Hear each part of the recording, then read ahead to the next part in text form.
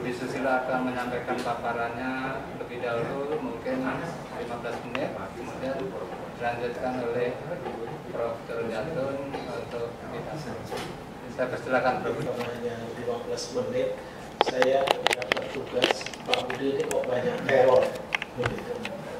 Oleh karena itu saya mencoba tidak seperti teror yang dihadapi oleh Badan Nasional Penanggulangan Terorisme, tapi menceritakan justru kita tahu the history of Java yang ditulis oleh Raffles kurang lebih 200 tahun yang lalu, dan Raffles juga menemukan Candi Borobudur, dan di dalam bukunya slide berikutnya orang Jawa dan orang Nusantara.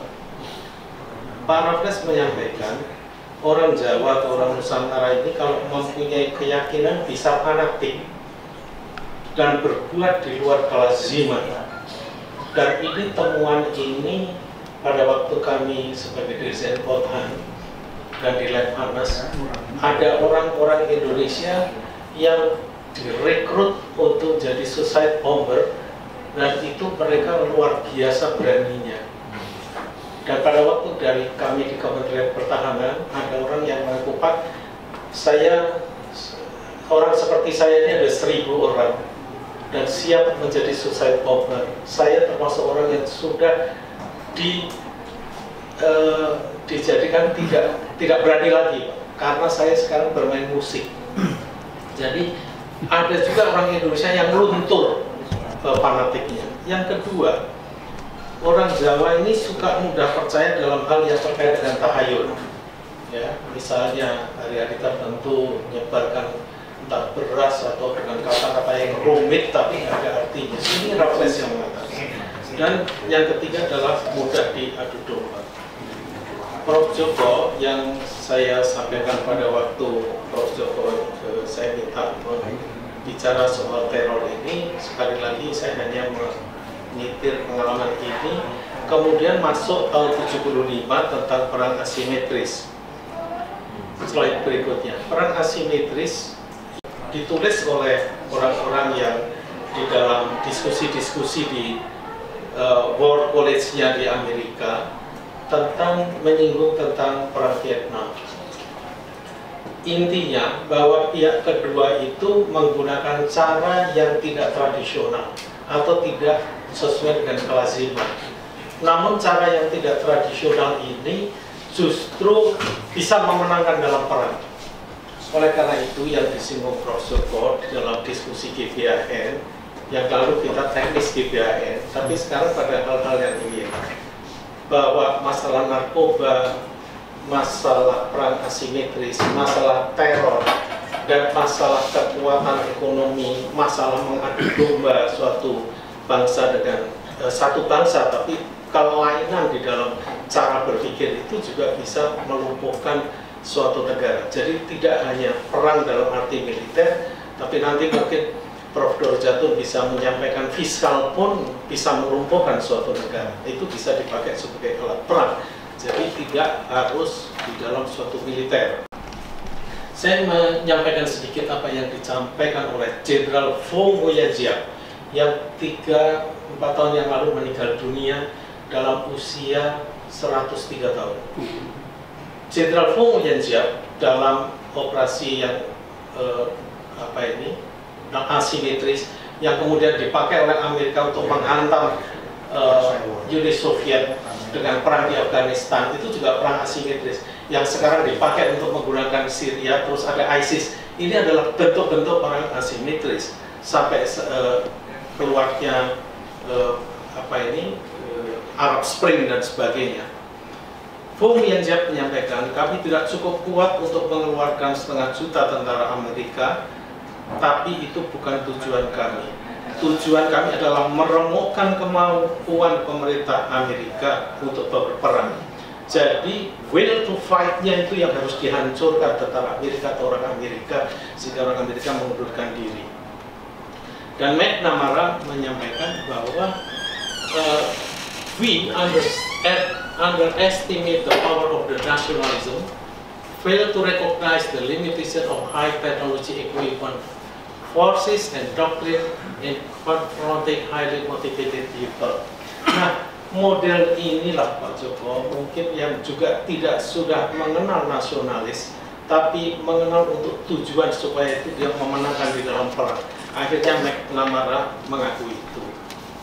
Kemudian ini baru sekitar 3 tahun yang lalu, saya mendapatkan buku yang ditulis oleh orang China, seorang profesor. Memang pemikiran-pemikiran ini bisa dipakai di dalam suatu doktrin untuk mengalahkan suatu peperangan, dan kita bisa kalah di dalam peperangan ini.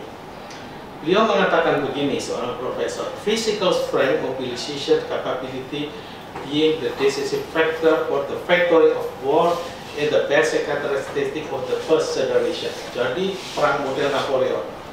Terus kemudian perang dunia pertama itu masih dianggap begitu.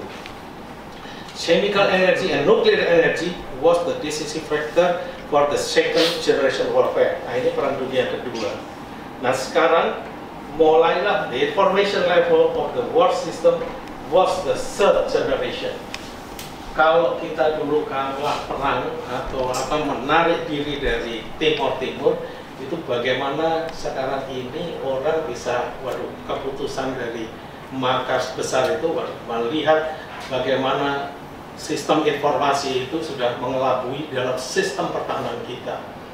Namun yang keempat inilah yang kita nanti sekarang kami sering diskusi dengan kawan-kawan dengan Fakultas Hukum, Prof. Derajatun, makanya ini saya bawa dari Fakultas Hukum, karena perang generasi keempat adalah legal and ethical advantage being the decisive factor for the fourth generation.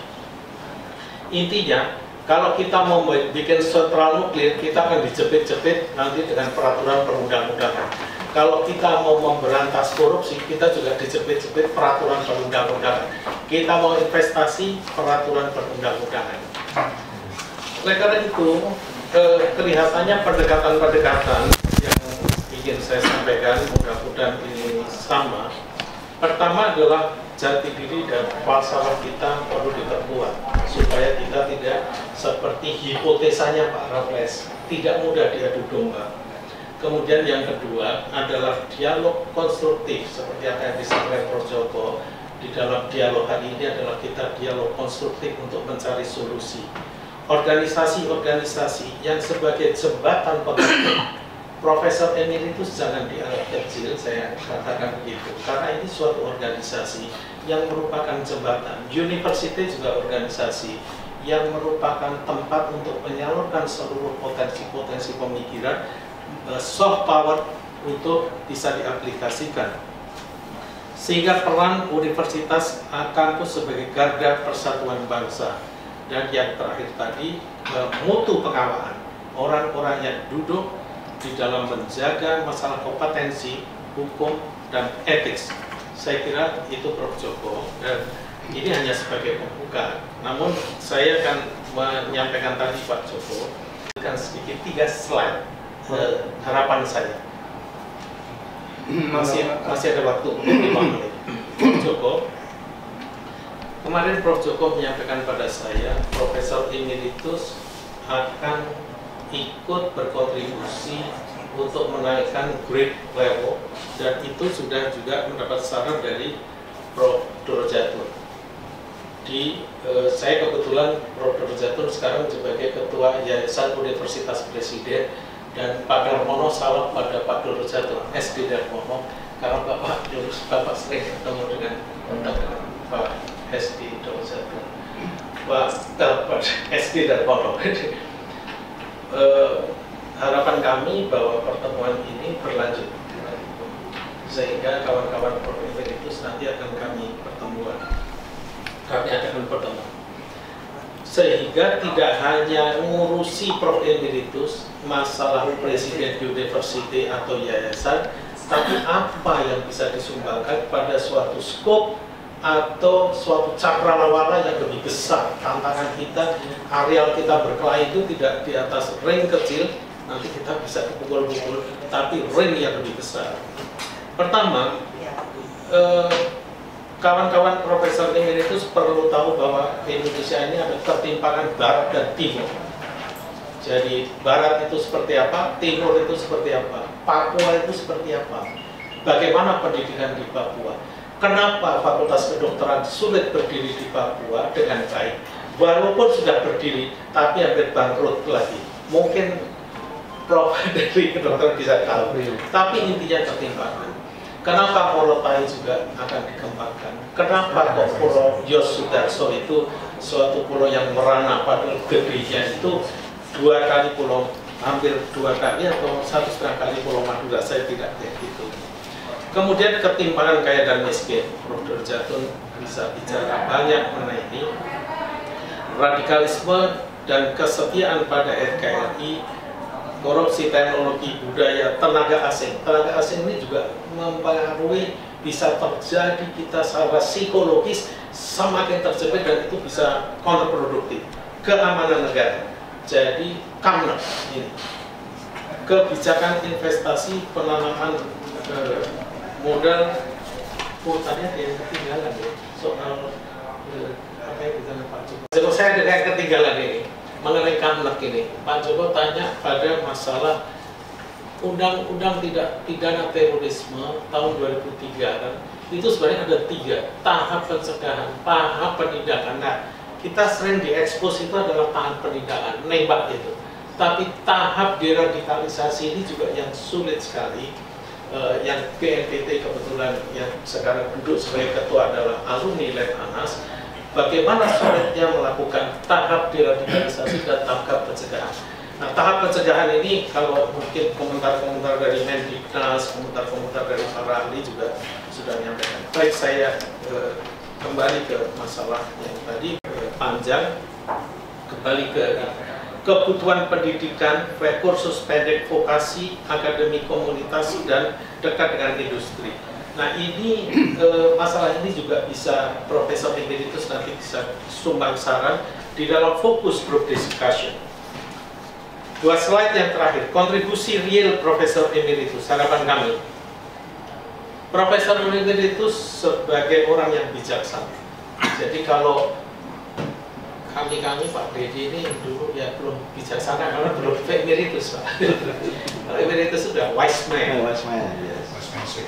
Wise man sih. Itu Elvis Presley Pak. Visi ke depan untuk bangsa dan negara.